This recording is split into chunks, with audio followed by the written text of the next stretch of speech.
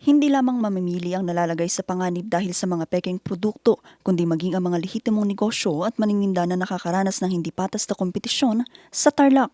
Bilang tugon, nagsagawa ang pamahalang lungsod ng Tarlac ng isang orientation seminar ukol sa counterfeit products at consumer protection noong Martes, July 7 sa Tarlac City, Plazuela Hall.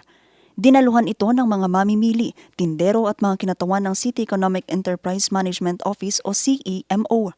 City Cooperative and Enterprise Development Office o CCEDO, Department of Trade and Industry Tarlac at Philippine Tobacco Institute. Sa pamamagitan ng seminar, pinalalim ang kaalaman ng mga mamimili at manininda sa kanilang mga karapatan, gayon din ng mga paraan para matukoy at maiwasan ang mga peking produkto na ipinagbibili sa merkado. Layunin din ng orientation seminar na mapalawak ang kaalaman ng mga mamimili at manininda tungkol sa kanilang mga karapatan at responsibilidad sa pamimili at pagnenegosyo. Dito ay pinaliwanag ang mga fair trade laws na naglalayong pangalagaan ng mga mamimili laban sa mapanlinlang na gawain sa kalakaran.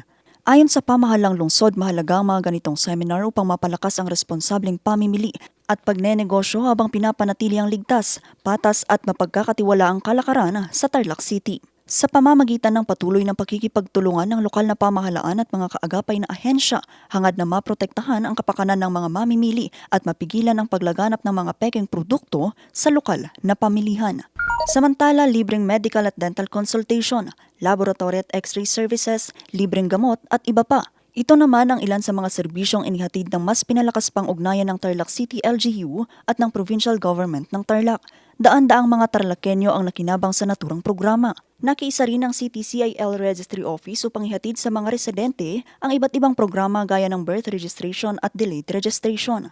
Patuloy din ang pagsisikap ng pamahalang panlalawigan ng Tarlac na maiparating sa bawat Tarlacenyo ang dekalidad na serbisyong medikal. Katunayan, isinasaayos ngayon ang mga pasilidad sa Tarlac Provincial Hospital, partikular na ang ginagawang paglalagay ng air conditioning unit sa pediatrics at medicine ward. Isinasailalim na rin ngayon sa renovation ng emergency room at medicine ward. What is the legacy? What is the impact na gusto nating iiwan dito sa ating probinsya? I myself, gusto ko talagang mag-iwan ng mga magagandang sistema. Diba? How do we improve the institution? How do we build the institution? Dahil hindi naman tayo lahat nandito habang buhay.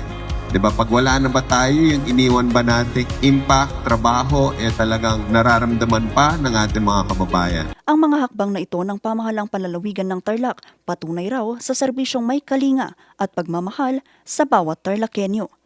Vanessa Bugtong para sa Nation on the Move.